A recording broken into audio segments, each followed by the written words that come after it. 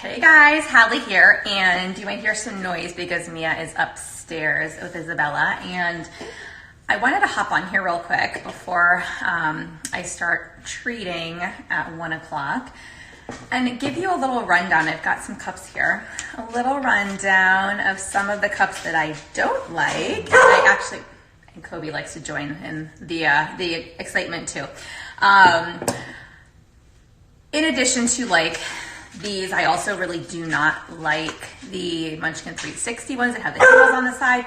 Let me give him a carrot because otherwise he's gonna bark for the rest of this video. All right, Kobe, if I give you a carrot, you have to go away and stop barking. All right, okay, I'm back. Sorry about that. Okay, so rewind. Now that Kobe is done barking, and Mia is upstairs probably making noise too. The whole point of me getting on here and sharing my thoughts on the cups and how to transition from, right, the point of this is how we transition from breast or bottle to getting liquids in another way.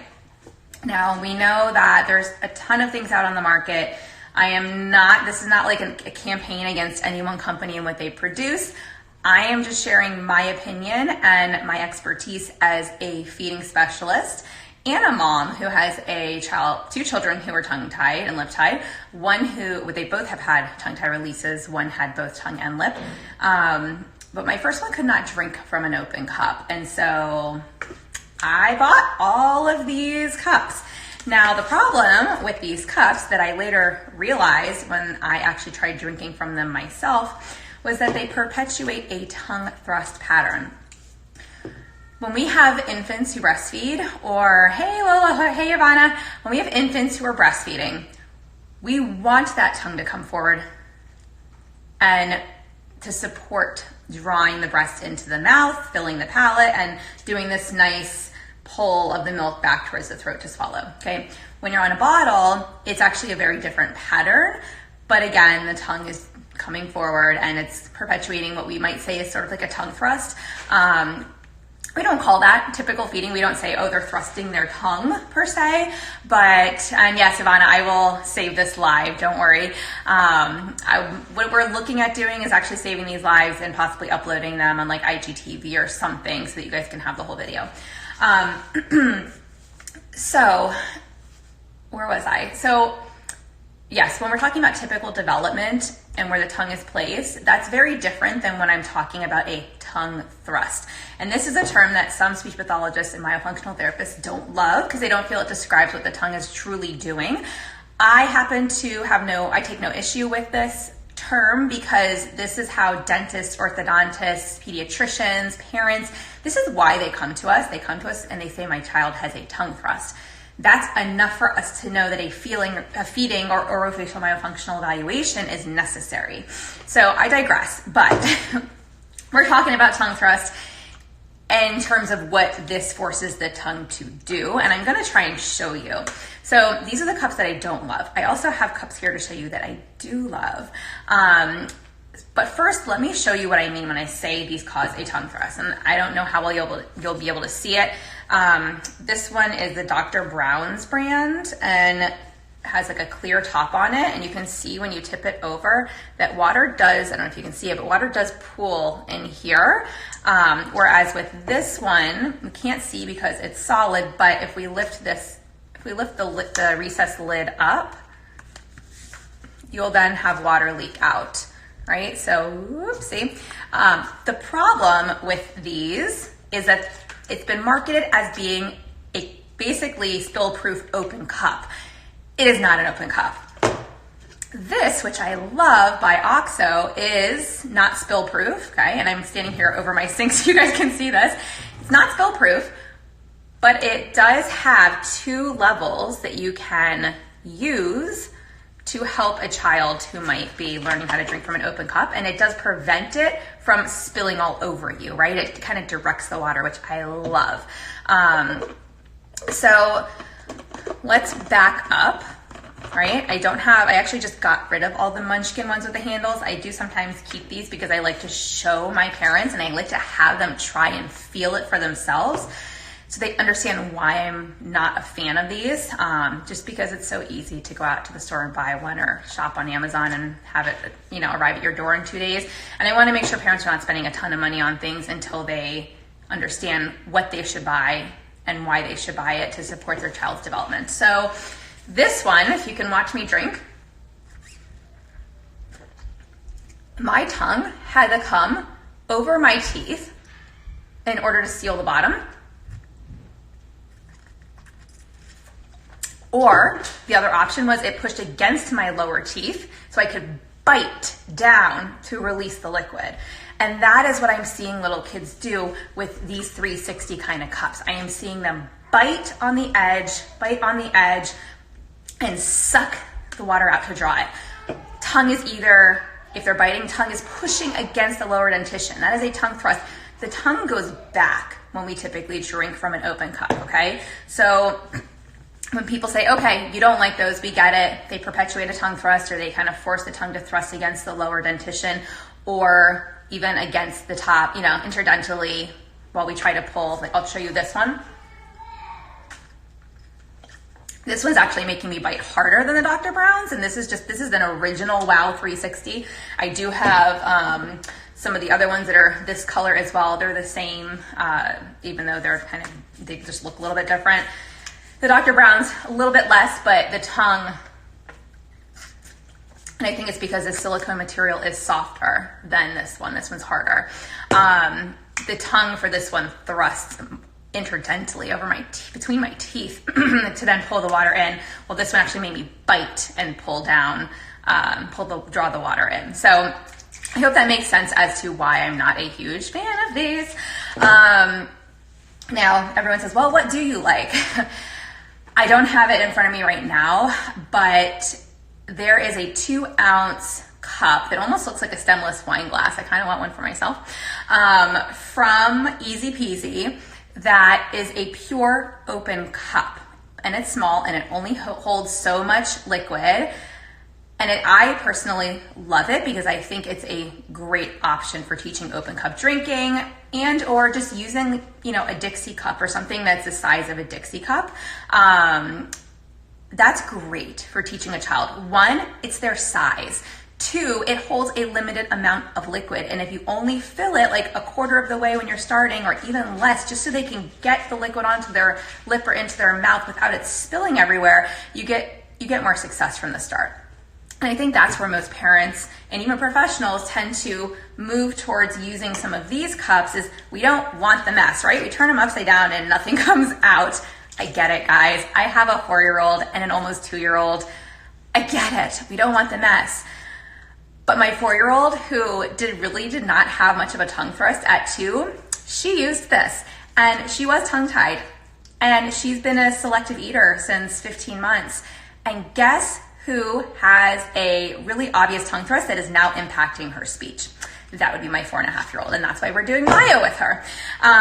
It was not obvious. She had a clear S up until about a year ago, which is very interesting to me. But I digress. So what cups do I like? I showed you this one already, and I'll show you a little bit more in a second. I also really love thermos funtainers. Let's go to the open cup one, because open cup for me is always the ultimate goal. So let's talk about that first. This one, as I showed you, if you tip it, it will, and let me turn it towards you so you can see. It does, see how it drips down, but look how it's dripping down in a straight line. Look how it's controlling that liquid, right? If I drink, I'm throwing water on myself,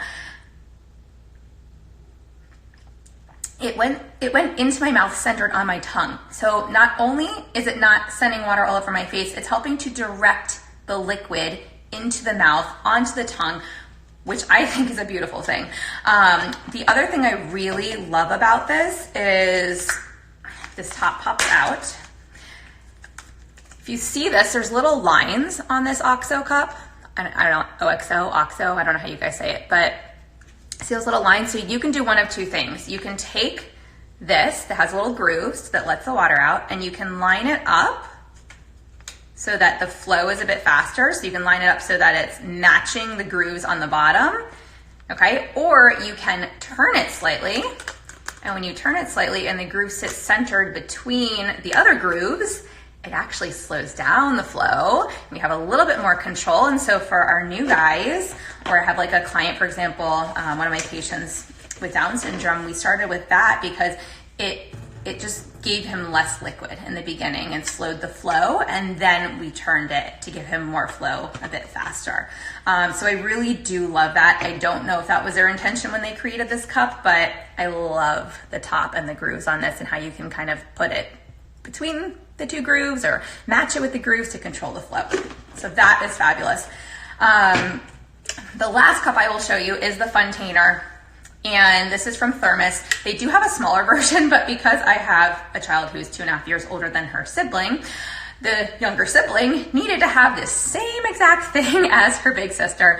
And so we went straight from breast and open cup to this. So she does do open cup, but this is primarily what she drinks out of. And so for parents who are really worried about, managing a mess, I love these cups. They're not totally spill proof. If you watch this, it will spill, but it's like actually, I don't know how she manages to do this on my couch because she does spill it sometimes, but it's spilling a lot less than your average. You know what it is? If you tip it all the way over, it comes out of the top. I've never realized this. It comes out of the hole in the top. It's not actually coming out of the drinking part of the straw. Okay, so what I love personally about this cup is I like that it's not too hard to manage it, but it's also not hard. Sometimes kids do need a harder straw, and I can always link some other, beginner cups that we recommend that have a harder and shorter straw, but I like the I like the shorter straws, I should say. And for a new beginner, I really like this because one, it is angled towards them, so they're not, tipping their head. They're actually coming at it the way that we would want them to. And they're putting it, and she's drinking from this one, so I'm not gonna put it in my mouth, but when they put it in their mouth, it can only go so far. So the shorter the straw, for me personally, the better for teaching placement and keeping it from going too far back in their mouth. Number one. Number two, I really don't like Camelback bottles or anything where you have to bite and suck. Again, that perpetuates a tongue thrust pattern. And I know those are really popular and they make a ton of kids' cups. I am anti, sorry, that's my personal opinion. I see kids with orofacial myofunctional disorders, and I can just tell you that those cups, these cups are supporting what's already in place that we're trying to unwind and change. So it just makes everything harder because you're not gonna change a habit if you still have something in place on a daily basis that's perpetuating that habit, if that makes sense. So kind of to review, I don't love the handheld or these 360 cups. I'm a mom, I'm guilty of using them. I won't say that I never used them with Mia either. She likes them, but I do not use them anymore. We are moving away from them. We are working with open cups. This looks like an open cup because, like I showed you, it's just hard plastic, keeping the water back, but there's enough of a deep recessed lid on this cup that it actually functions like a real open cup, which is the beauty behind this little guy. And then, like I said, Thermos Funtainer straw cup. They have a smaller version for little tots if you want a smaller version, but Lily's been using this since she was probably 2.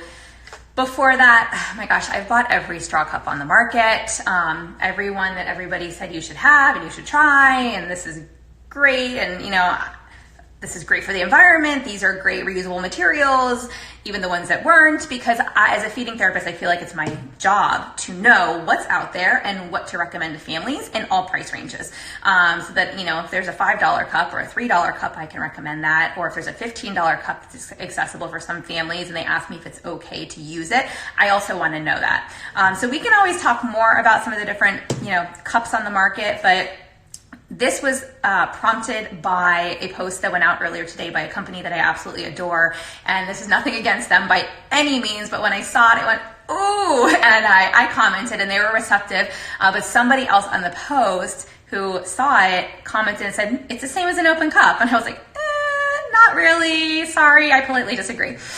So here we are. Ditch these guys with your sippy cups and invest in some Thermos Funtainers and OXO. Oh gosh, I can find a link for what it's called. It's not gonna have a name on the bottom.